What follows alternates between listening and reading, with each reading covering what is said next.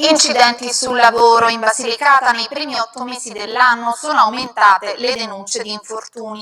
La nostra regione, secondo i dati dell'osservatorio INAIL, è tra quelle in cui l'incremento percentuale è stato maggiore insieme a Molise e Campania. Eugenio Montesano.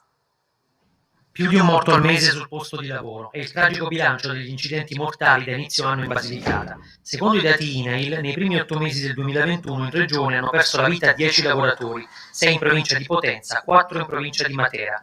In forte aumento anche le denunce di infortunio sul lavoro, sono 2.625, in aumento del 24,9% rispetto ai primi 8 mesi del 2020, quando furono 2.101. Un numero molto superiore al dato aggregato del Sud Italia, in cui le denunce sono complessivamente aumentate del 15%.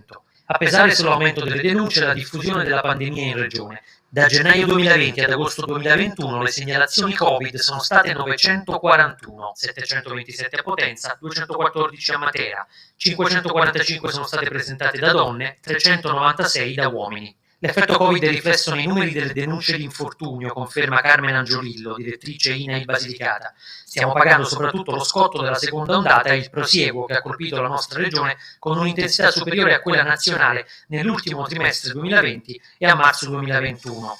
Ma a preoccupare in Basilicata è soprattutto l'incidenza degli infortuni sul lavoro rapportati alla popolazione lavorativa.